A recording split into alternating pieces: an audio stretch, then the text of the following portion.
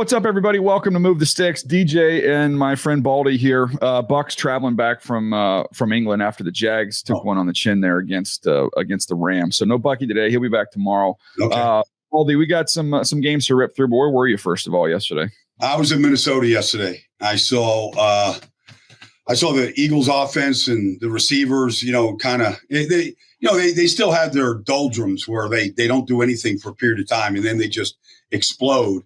And, it was just and then, Carson was good at times and then he was bad at times. And the same things that have allowed Carson, to travel to 6 teams and 6 different places here is the same things that, he still mechanically just completely falls apart at times. And it really affects the way that he plays, despite some really good plays. Yeah, no doubt. Let's just start with this game because you're already on it. I went through. It was interesting. We talked last week, if you remember, on here, and I said, man, when I'm watching all the top offenses, I feel like I'm seeing some trends here, which is under. You want to get your chunk plays. It's under center. It's play action. It's early on and downs, and then take your vertical shots where you can protect the quarterback and get vertical. And then you're in the gun. Let's get the ball out quick. Let's not sit back there and hold the ball forever. And it was like magically, the Eagles jumped on board this week. You still have a pipeline, to have organization, DJ. It's interesting because I talked to Lane Johnson before the game down the field, and he told me, watch that. We're going to be on the center a little bit today, Baldy. I talked to A.J. Brown. He said similar things.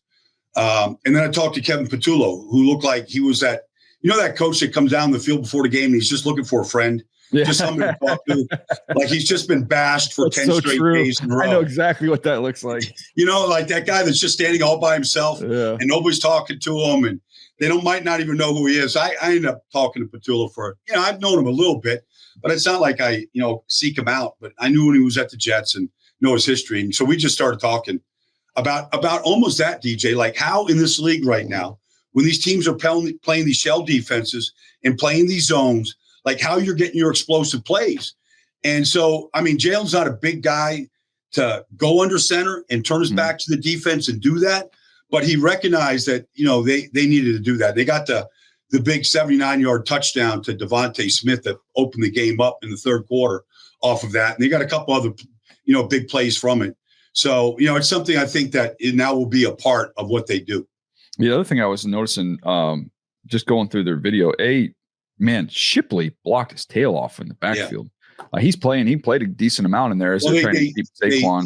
A.J. Dillon didn't play. Yeah. They deactivated him. So Shipley was, the change of pace back for Saquon. But gosh, going back to his college stuff, I don't remember him blocking like that. Like he was attacking blitzers and cutting guys, just fitting guys up in the hole. He was good. Going against Flores, you're going to get those, a lot of Bob type situations where it's back on a backer. Yeah. Saquon had struggled a little bit in that department. He always has kind of struggled. So they got him a couple of times and they got Jalen down. But Shipley came in and did some good stuff. They're still struggling in the run game. Yeah. They've had, they've got a backup center in there. They asked him to do things that I think sometimes they asked their center to do what Kelsey could do. Well, they've had a superhero there for a decade plus. Yeah. So I think they still said, okay, even if you have inside eye, 2 eye, we can still reach them with our center. Yeah. And Jalen Redmond, I wrote it down, DJ, like Saquon had 18 runs. 8 of his 18 runs went for a yard or less. And over the course of the season, it's like 42% of his runs are a yard or less. There's just too many negative runs right now. Yeah, no question. They haven't got it all rolling yet, but I think that was a good sign that they're starting to at least get some of the chunk plays that they were missing in there. And then I think on the let's stay on Philly, then we'll get to Minnesota. Your thoughts on BG coming back potentially here soon? It's interesting because, they signed Bryce Huff last year for $51 million. And it just didn't fit in Vic Fangio's defense. He's not an outside linebacker. He can't do the things they asked Jalen Hunt to do yesterday or some of the things they do their outside guys to do. And so like he just, they basically deactivated him. He's in San Francisco and he's lights out good right now. Right. Mm-hmm. So he's been their best pass rusher. And they just don't have a guy right now. Like Jalen Hunt, Josh Uche, Ojulari, like Nolan Smith is still, not ready. They really don't have a guy off the edge. Like I kind of feel like he could give you 10 to 15 plays right now. I think he might have to. I think Ojulari got hurt, right? So they're Darius Smith retired. They played.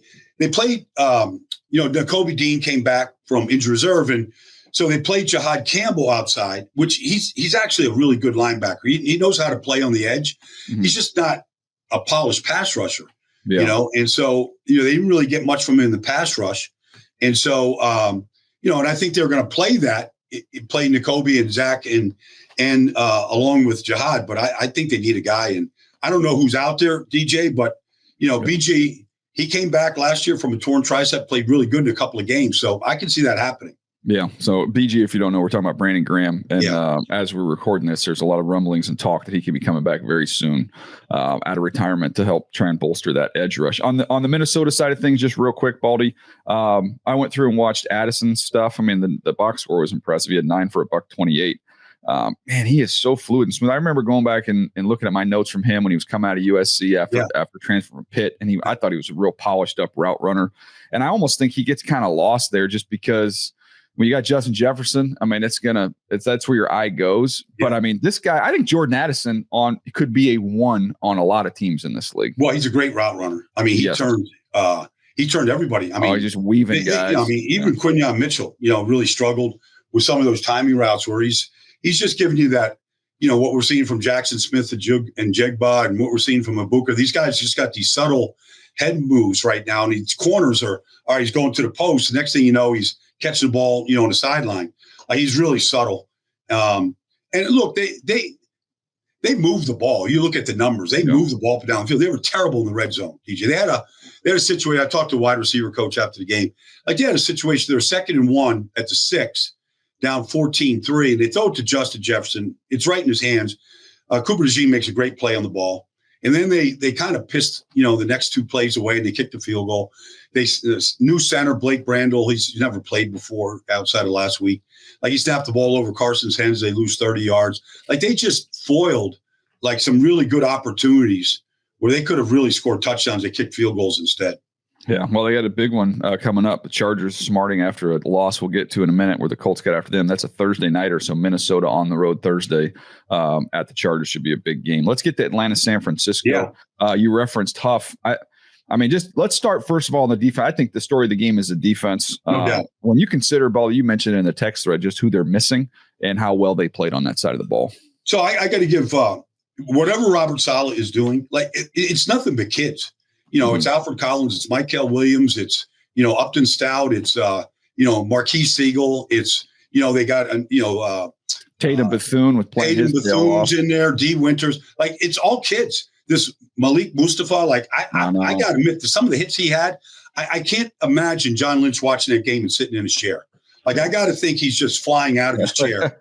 Reminding him of himself, the way he's laying the wood. That team, I showed a couple plays on a breakdown, DJ. Their pursuit, there's not a team in the league that wouldn't put a couple plays that I put up and go, this is how you get to the football. This is what happens when you do. Bijan Robinson doesn't have 81-yard runs when the team pursues like that.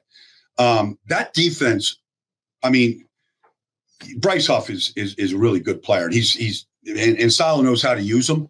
But, other than that, they don't really have a pure pass rusher, but they created a lot. Saleh really got into his bag and a lot of overloads. They got to, they got to Michael Penix and forced some, incompletions, forced a couple of intentional groundings. Drake London was a non-factor in the game.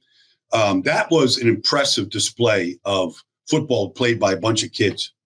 Yeah, I was. It's funny because I looked at the box score. I didn't see the game, so I watched the box score. I'm like, it's 62 yards rushing for Atlanta. I'm gonna start there. I'm gonna just go watch all these runs. Right. Yep. So I'm watching them, and I feel like I've seen a lot of this San Francisco defense over the last decade because they've been such a good team.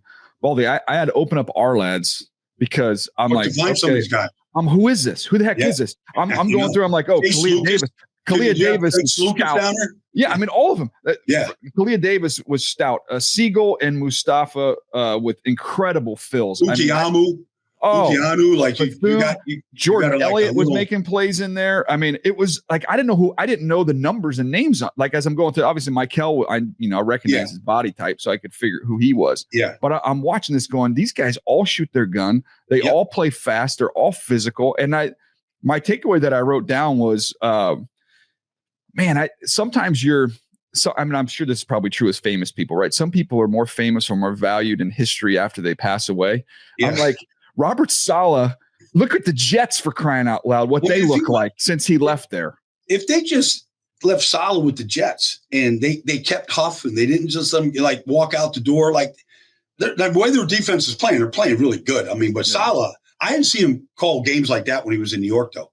Like I've seen him 2 weeks in a row call great games and really throughout the year. But I like it's just hard to overcome the loss of Nick Bosa and Fred Warner, and they have done that.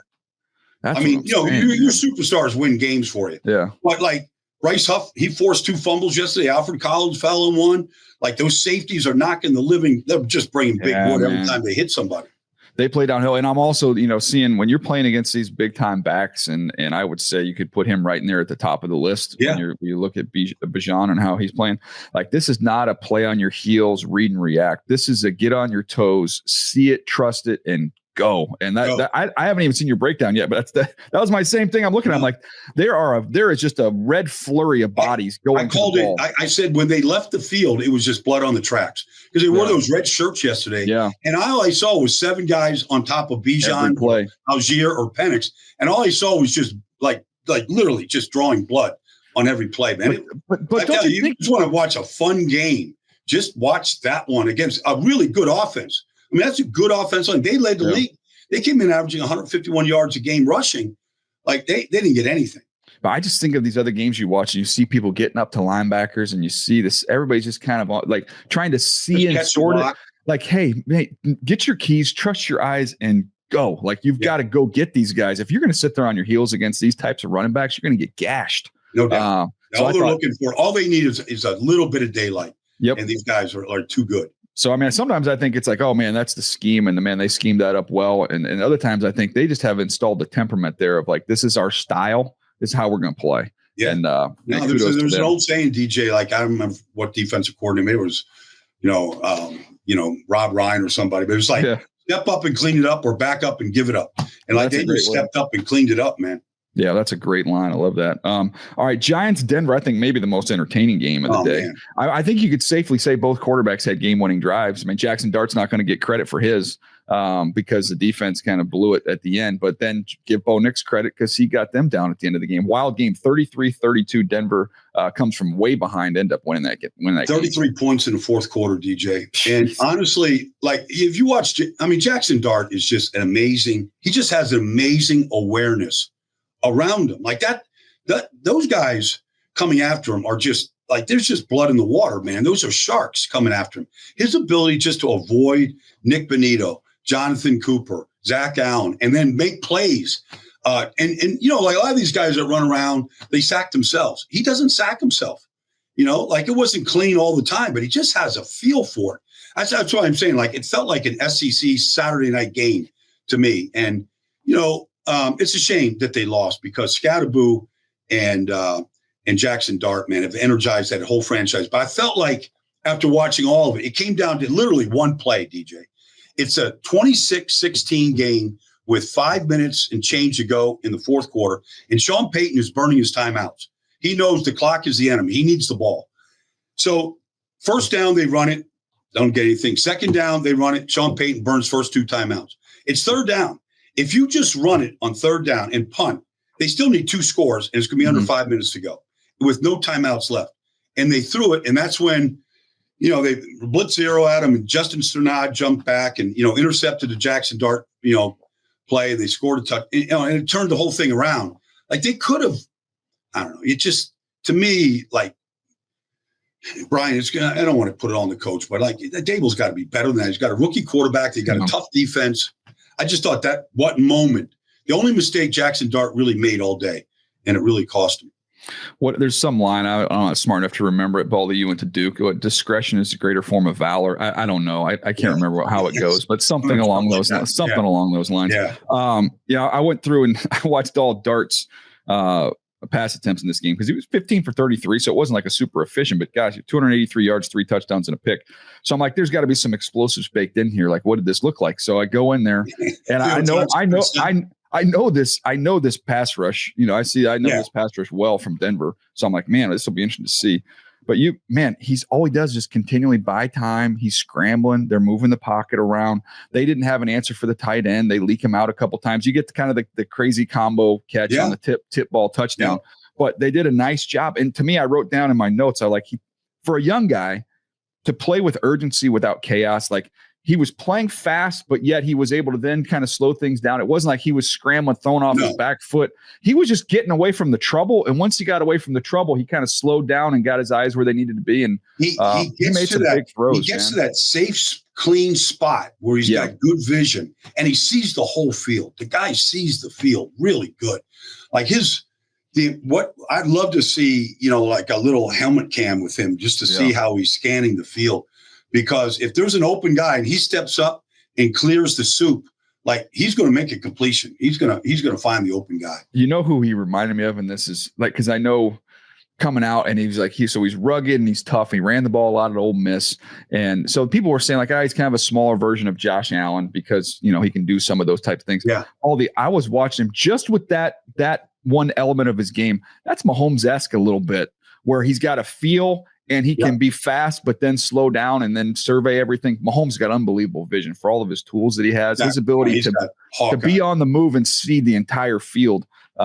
So I'd be, if I was, I know the Giants, look, the record is what it is, but if I woke up this morning and I was a Giants fan, like I'm pretty pumped that I think you going to Denver, man. I mean, that's not an easy place to play. It's a horrible. I've played up there 7 times in my career. I never won a game in Denver. Mm-hmm. Like, I mean, everybody's huffing and puffing up there. Like, if you're not from there, and Jackson Dart, man, him and Scatterbo, the two of them, man, they're amazing players. Yeah. On the Denver side of things, hey, give Bo Nix credit. They got the ball left with 33 seconds left at their own 22, needing a field goal, and it took them all of 2 plays to get in field goal range. I mean, it was that I don't even know if that ball was intended for where it landed on the deep ball, because that first play was like a deep sit route. Yeah, but I looked like he was trying to hit the deep cross and then kind of missed him a little bit. And then just kind of, you have, the guy right there to catch it. Either way, you get that big completion. And then is there any better throw to have in your back pocket than when you're in this type of situation, when you can work the sideline with Cortland Sutton and just go, I can just throw a back shoulder to him. It's going to be tough. I mean, there's not, not every receiver can run back shoulder fades like that. Yeah. Just have that length, the footwork, legs go dead, put your hands on the ball. Like it's, and they look, give Denver credit, but I felt like, after the Giants went down and scored like the way they did, that was a hard one. If you're a Giant fan, like you're just gut punched today. Yeah. Drew put in our little chat here that there was video that came out showing Burns upset about them dropping 8 in that situation. I mean, I don't know. I've seen it work both ways. I've seen teams try and heat up a quarterback and then give up a run after catch explosive. I've seen teams try and play coverage and drop 8 and get beat. So yeah, but this was like very similar though, DJ. They lost to Dallas, and Dallas did the same thing. They hit Ferguson for an 18-yard throw over the middle. They didn't really take anything away. Mm-hmm. Dak wasn't looking for anybody. And I just remember that play, like. And then they kicked they got a guy that could kick 60-yard field goals. And so, they let them get to the 50. Like this is twice they had games won against good teams and, let it slip away. Yeah. Well, it's a tough loss for them. But again, I'm hopeful and optimistic if you're a Giants fan, just based off where the quarterback is right now. Washington, Dallas, you mentioned the Dallas team there, Baldy. They doubled up Washington. Jaden Daniels gets hurt, 44-22. Dallas wins. And it was kind of a Dak Prescott show. So it's really like I just play this game when I watch Dak, and I actually did it with Flacco the other night. I'm literally just going 1, 2, 3, ball out. 1, 2, 3. There is a rhythm. I mean, I don't care if it's a 3-step or 5-step drop. He's hitching and he's throwing. And however obviously it helps that you have Pickens and you have CD back, but it doesn't matter if it's Jake Ferguson or who he's throwing to right now. The ball, I have never seen Dak play this good. Ever. I don't care if he had Amari Cooper, whoever he's playing with. Like his confidence level right now to see the field, to know where his guys are. When he has to throw a jump ball to Pickens, like he doesn't miss right now. But I just think in watching him, because this is the 3rd time now, DJ, they've put up 40 plus. So this isn't a fluke. This is what they can do. And they got Booker back in the offensive line. They got their guys all up front. So they ran the ball really good with Javonte. He looks like he did his rookie year, or even going back to North Carolina. Yeah. But so he's giving them some real pop. But Dak has a rhythm to this offense. It is as good a timing rhythm offense as there is in the league right now. I think one of the things that impressed me the most going through his stuff in this game was I always think about sometimes with defenses almost like whack-a-mole, where they're trying to late movement and they play kind of inverted cover 2 on one of them. And it's just, they're trying to catch you with late movement. And it's like, Dak he'd be unbelievable whack-a-mole player, because it's like, he just sees it, boom, boom, boom, boom, boom. Yeah. And then the next thing you know, CeeDee Lamb's throwing his hand up and you're splitting them and gashing them. Like, he looks very comfortable and poised, and none of that late movement stuff's bothering him at all. Well, you got voids, he's finding them. To your point, though, DJ, the throw to CD for the big touchdown, that was, play action, under center, Max protected, maxed it up, and literally he could have thrown to Pickens or CD, like they were both down the field. But, I mean, they run into each other. But, honestly, like, I've been watching this Washington defense, like, people are just going after Lattimore. Yeah. Like left and right. Like, he just is not the same guy. Like, I don't know what they're going to do, but the accumulation of injuries over the year, he's not anywhere near the type of guy that would just challenge, big X receivers at the line of scrimmage, and they couldn't get off him. They're running by him right now. Well, I know coming into the Charger game that they had given up the most explosive pass plays, because I was, getting ready, prepping for that game. I got to, especially after this one, I got to believe they're holding firm to that. Isn't that the first thing the defensive coordinator looks at? He's looking at takeaways and explosives. Yeah. Yep. And if you're taking it away and you're limiting the explosive, like you have a pretty good chance of winning these games on Sunday. Yeah, Jaden Daniels gets hurt. I think it was hamstring, so we'll see how long that's going to be. This feels like, and this happens in sports, it's not just the NFL. It happens in all types of sports. I think of, USC, Lincoln Riley's first year there. They won all those games, but it was almost like, guys, this is not – the schedule kind of fell our way. We kind of got some breaks. Like, we're ahead. This is ahead of schedule, not necessarily indicative of where we are. I think last year we're kind of looking back at Washington going, man, everything kind of lined up for them well. It all kind of worked. They squeezed the last little juice out of some veterans. Yeah. And it just kind of, it popped for them. And now I feel like it's come, not to say crashing down, but like, this is probably more the arc that I thought they were on when Kingsbury got there. Dan Quinn got there, Jaden Daniels, all coming in there together. I thought this is probably 3. You get to year 3, you'll see this take off. Sometimes it goes out of order though, chronologically. Well, a couple things. One, I remember his first game last year.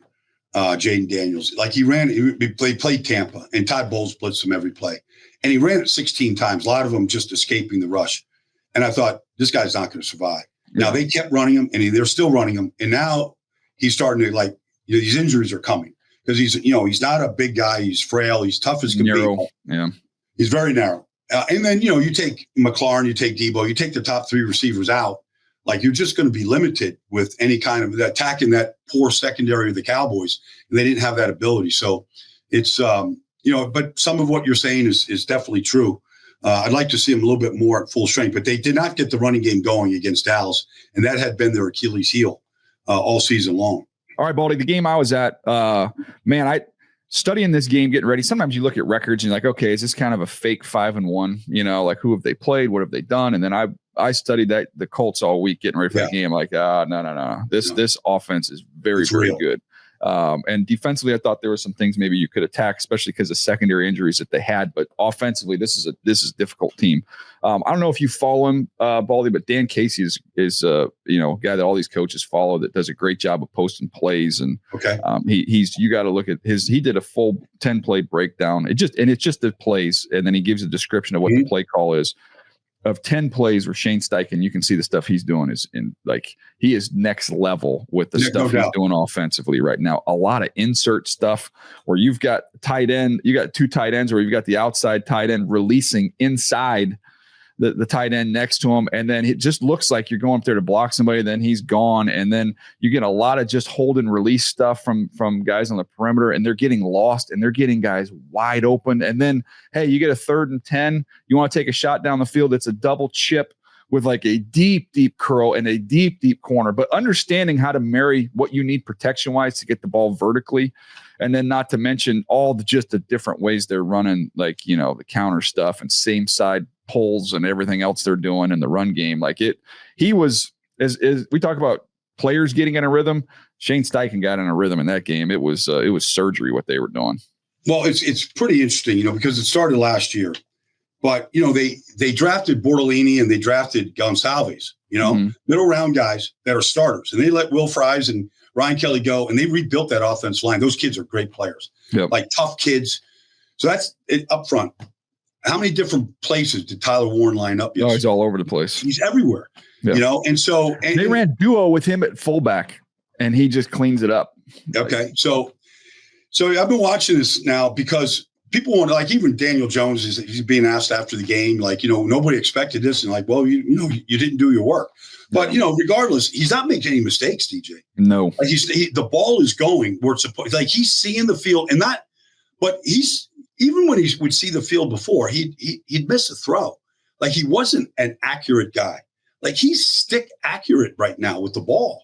And his eyes just, he trusts his eyes. But what Steichen is doing with these tight ends, like running them through the line where the guys are getting lost and they're getting deep behind them. And like that's been a staple, I feel like, every week. And honestly, they would have beaten the Rams if they didn't have a knucklehead play, by the receiver. They could easily be undefeated. That was a track meet too against a good defense. Yeah, if they want to play, if you want to play that style, they can line up and do that, because Jonathan Taylor's he's gonna give you a bunch. Like he's on his game. He looks really good. Awesome. He looks awesome. Yeah, now it's it. And Josh Downs has his role. Like everybody's got a defined role on that team right now.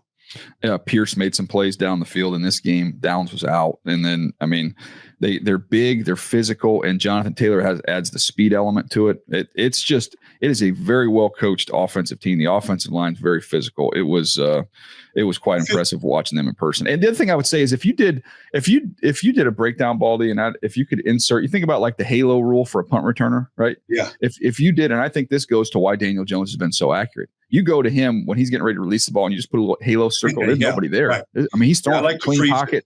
Yeah, clean pocket after clean pocket after clean pocket. Well, they protection first. So all the chipping and everything on the outside, like that's going to be a big part. They did the same thing to the Rams to be able to make sure that Daniel Jones is going to be clean.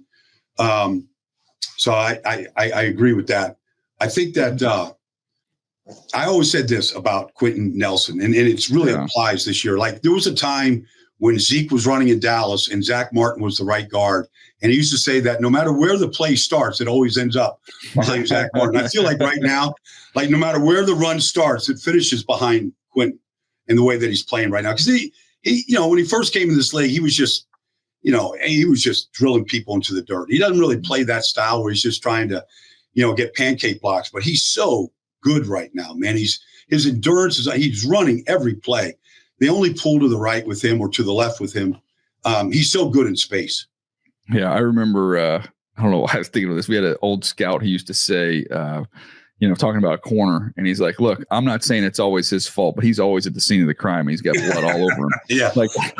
I'm not saying that Quentin's the reason why all these things are happening, but he always seems to be in the picture at the scene of the crime when things are going down. But let me ask you this, because I talked to Lou Anarumo a couple weeks ago. Yeah. I mean, first of all, he was bragging about DeForest Buckner. Like he never had a 3 technique like that. And it's amazing. I don't know how many years Buck's been in this league. Probably almost 10 years almost. Like he's still got so much juice, but they were really having trouble with some run fits, and how they were doing things to really fix the run game compared to what they were doing a year ago, the year before that. And then I thought they had some issues at corner. I was curious just how, because I haven't seen the defense yet. Yeah, the Chargers was Herbert threw for over 400 yards. I mean, they moved the ball up and down the field. They had, Grover Stewart pops the ball up in the air to himself and picks it off to end one drive. Herbert tried to force the ball in the end zone for a pick in the end zone. So I mean, it should have been a high 30s 40 game for the Chargers offense. Oronde Gadsden, I'll get to in a minute, had a huge game. He's got two really good games back to back. But I want to finish tight ends on that field. Yes, there were 2 really good rookie tight ends. But DeForest Buckner, 9 pressures, 2 sacks. And when you go through and watch it, Baldy, this is my one recommendation. I like to give you one Baldy breakdown rec for the week that I'd love to see you do. Just look at the toolkit of DeForest Buckner in those 9 pressures. Okay. Because you watch some guys, like I remember we had Trevor Price when he used to be in Denver. And he was with him in Baltimore. He was unbelievable. It was swim. Get skinny. Like DeForest Buckner, you watch it. So he wins on a twist. He wins on a push pull. He wins on an inside spin, which you don't see from interior D linemen ever. He wins with a long arm. You'll see him. He'll get doubled. He'll stack 2 moves together and get home. Like, He's showing you the whole toolkit of in his year 10 for him. This is 10 years in the NFL. And he was going, it was friendly fire. He was going up against his, another former Duck back there in Herbert. And, when you're a big dude, when you swallow up Justin Herbert when you get back there, which he did a couple times. But DeForest Buckner playing at a very high level. And those guys are good. Those two DTs, him and Grover Stewart against the run are really, really good. Really good. They can shut it down. I saw Latu He got home. I mean, I thought overall, considering how many times they threw it, that the Chargers collection of backup tackles there, they hung in there as good as they could and they threw the ball pretty well. But inside, that to me is DeForest Buckner. If you're getting ready to play them, like you circle him defensively, and then the secondary, they're missing some guys. And so there was a lot of opportunities down the field. But they do what you got to do. You get turnovers, and they were able to do that. You got two. So that was big there. But real quick on Gadsden, 7 for $164. He just keeps getting better and better. And Conklin's not even. I mean, I think he's beat him out. But you look at this. The concern for me on the Charger side of things defensively, it's not like the cavalry's coming. They got Khalil Mack back in this game. Right. He didn't play a ton, but they'll get more of him and he'll get healthier. That'll help them going forward. They were missing the safety in this ball game, so you'll get. They traded Alohi Gilman. Alohi's gone, and I wonder, Alohi in terms of the communication side of things, that might be something they miss a little bit. But to have Elijah Molden out, he'll be back. So defensively, I don't know. There's a ton more upside. They got to figure some things out communication wise in the back end. Offensively, I would be optimistic just because Joe Alt's really close. I think there's a good chance he plays Thursday night. That'll make a big difference for him. Then you look at eventually down the line, you get Hampton back, the rookie running back who was playing great. And then you start looking at it going, okay, McConkey's coming around. Keenan's playing well. Quentin Johnson was back this week. Yep. And now all of a sudden you got this tight end and Gadsden who's making some plays. You could see by the end of the year, they could be really, really dynamic as the offensive line. They just got to be able to tread water here. Back. Yeah, they got to survive. Yeah. And that's why this Thursday night game will be big for them against Minnesota coming in there. All right, Baldy, I did not think I showed you this text beforehand. I did not think I would have time this morning to get to the Vegas KC game to offer anything to what you've done on this. I have.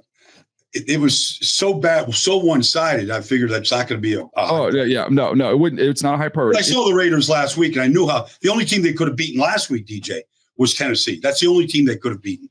It took me 4 minutes and 44 seconds to watch every offensive snap from Vegas in this game. I don't remember ever doing that. Now, I mean, I rewound a couple plays a couple times, but I was joking with you. I mean, they could, if you were going to do the theme of the Raiders offense, it'd be run, sack. I mean, that was a painful watch. How about some numbers to this thing? 3 first downs, 0 for 7 on third down. Ended up being 30 plays when you count for penalties. 30 plays with 95 total yards. And I mean, I'm writing down penalties negating first downs, drops, sacks, throwing underneath the sticks on like 3rd and 7, 3rd and 8, run, sack. You're trying to run quick screen after quick screen against maybe one of the best tackling secondaries in the NFL. I mean, it's just catch and tackle. Yeah, Trent McDuffie and Jalen Watson. I'm like, those guys don't miss tackles. So it was faulty from a game plan standpoint, faulty from an execution standpoint. But I mean, hey, give Kansas City credit that Kansas City had 30 first downs on offense and Vegas ran 30 plays. I don't know that's ever been done before. Well, I mean, they did get Rashee Rice back. Obviously, he made a difference already. But we already knew as soon as Xavier Worthy came back in that offense, this whole thing just changed. Oh, yeah. And now you got Braden Smith working into the offense. And, people don't want to hear that Mahomes and Kansas City are back at 4-3, but they're back, all the way back. Yeah. Like, they're just going to be tough to beat because they're going to score 30. Like, any of the doldrums they had last year are gone. Like this offense, and you give Andy tinkering time at night with Mahomes, like nobody's better at drawing up new plays week in, week out. And, but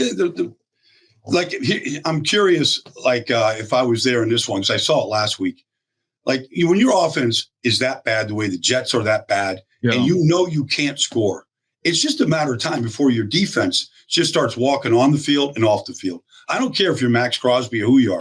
Like, you just know you're not scoring points. Like, it just wears everybody down. Yeah, and I think you also get to the point where you're like, we have to create a turnover. We have to do something outside of our normal routine here. We're not going to win. Like, we got to get points. We got to get possessions, all that stuff.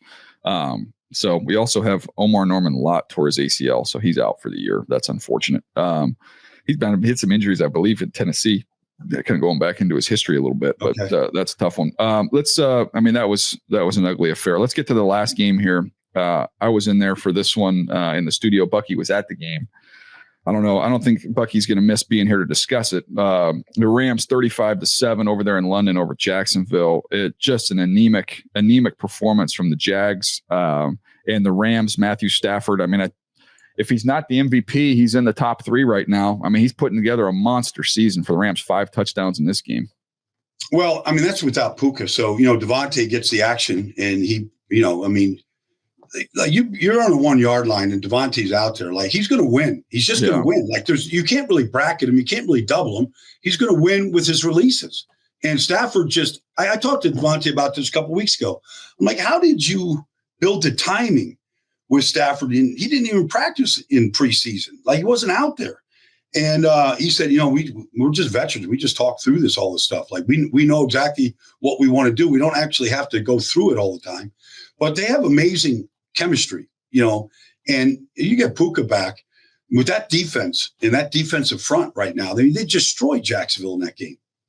So to give you an idea of the season that Stafford's on pace for, he's on pace for 4,532 yards, 41 touchdowns, 5 picks. That's the pace that he's on right now. So last year, Baker threw for over 40 touchdowns and had over 4,500 yards. And he was the 10th quarterback in NFL history to ever do that. So Stafford is right in that top 10 category on this pace. And I don't know if it's going to change the way that he's thrown it right now. He's got 2 guys that and in just the design of offense and the way it is right now, like I can see him finishing at that pace. The one positive on the Jacksonville standpoint, Travis Hunter has a 100-yard game, gets his first touchdown. And I lobbied for it in the pregame of this thing, but I think they're viewing him as a gadget guy, so where it's just been quick screens and hitches and tunnel screens. And I'm like, this guy's more than that. Now, this guy, when I watched him at Colorado, reminded me of Garrett Wilson at Ohio State. Like, this guy understands how to get in and out of breaks. This guy can route guys up, and this guy can play above the rim and win 50-50 balls down the field. Like, I think you're shortchanging him to make him just your reverse guy and your, your quick screen guy. So, of course, he gets a touchdown on a deep 7 route, on a deep corner route in this game. And he gets interfered on, still powers through it and gets into the end zone. He catches they throw I assume it was intended, a back shoulder seam ball to him, which he adjusts to and makes a play. He throttles down in zone because he shows the feel and instincts and awareness to do that. And they still tried to mix in a couple quick hitters to him, which went nowhere. But that's what I've been lobbying for. Look, if you're going to make the commitment to say he's an offensive player, which I know and was told in the draft process, he wants to do both, but given his choice, he prefers to play offense. So if you're going to major in offense and minor in defense, well, if you're going to major in offense, then I need you to be a receiver. Let's not make you a gadget guy, make you a dang receiver. And that I feel like when they've done that this year and they've let him get down the field, that's when he made the plays.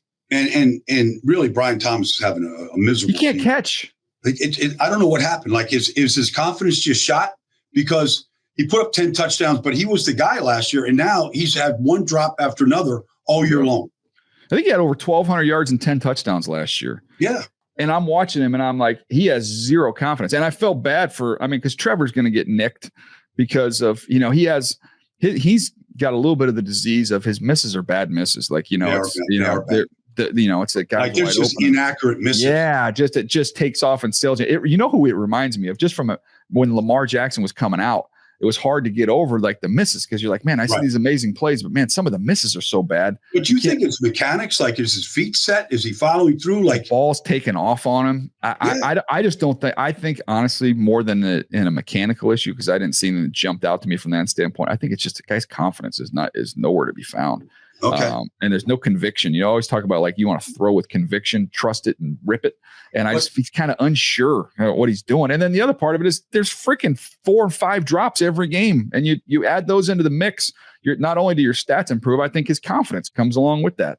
No question. Because they could have won a couple of games this year if they just caught the ball. I know Bucky's talked about it a bunch, but it's he doesn't have the best group around. But when he does miss though, like he misses they're 10-foot sail jobs, and you're like, what the heck happened here? Now it was rainy. It was rainy there and a little wet. So maybe that's part of it. But they're used to playing over there. I mean, they've played in that stuff before. Yeah, they got. I mean, and they were one of those teams that was 4-2 coming into that game, I believe. And you're looking. What do you think about? I'm just curious. I just haven't anything to do with the game, or maybe it did. But the way the Rams said, you know what, we're just going to leave on Friday night. We'll get there on Saturday. We'll walk through, give the guys off, and we'll just go play the game. Like you're going down to you're going to San Francisco to play. Yeah. You know, like they took that approach. It's kind of, and the players were like, we just trust, trust that the science is what is good. And evidently they started so fast in that game that, it maybe that changes the approach of a lot of teams going over there. Yeah, they stayed in Baltimore. So they had a game. So coming from the West Coast, they got on that time zone, just stayed on that time zone for the week because that's a long haul from the West Coast to get over there. When I think it was Anthony. Were they train at Camden Yards? They were at Camden Yards. Yeah, I saw some video of Stafford out there with a glove throwing the baseball around a little bit. But the Chargers, this is going back to Anthony Lynn years, I believe. This was like 18 maybe. They played the Titans over there, and they had played Cleveland the week before. So they had stayed in Cleveland and just stayed on that East Coast time and then went from Cleveland over to London and beat the Titans over there. So everybody has different theories on it, but who's crushed by this whole development? It's Money, our buddy. So Matt Money Smith, who's play-by-play with the Chargers. He's like, oh no, man. He's like, he likes getting over to these international cities. He likes exploring. He likes being able to take it all in. He wants to do a sightseeing. Yeah, he doesn't like this idea of just jetting in and jetting out. He feels like he's going to miss out on his travel experience. Yeah, well, that's what the off season's for. I've done all those European cities. Yeah, you're all over that. Yeah. Hey, Baldy, this was fun, man. Yeah, it's good, man. Jam through it. Miss Bucky, but we'll have him back tomorrow. Okay. A couple Monday Nighters. By the way, as a fan, put your fan hat on. Do you like the double Monday Nighters? Well, I'm in this last week when they were playing, like they staggered the games. Yeah. So I had one game on one screen and the other game on the other screen.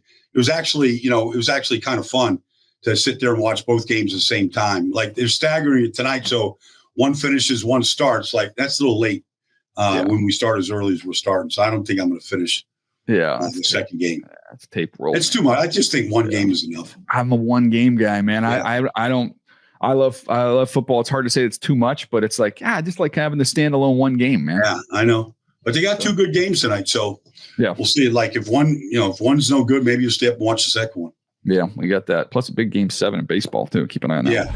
All right, there he goes. Appreciate Baldy coming on each and every Monday here, breaking these games down. We'll be back tomorrow. I got bad news for everybody. It looks like Rhett Lewis had another good week in the rookie draft, unfortunately. So we'll hear about that all tomorrow when he joins the show, and we have our rookie draft for this upcoming week as well. And his Hoosiers had to keep winning, man. So he's feeling good about life. Meanwhile, Bucky's Carolina Tar Heels, no bueno. We'll welcome those guys back tomorrow. Appreciate you guys. See you next time on Move the Sticks.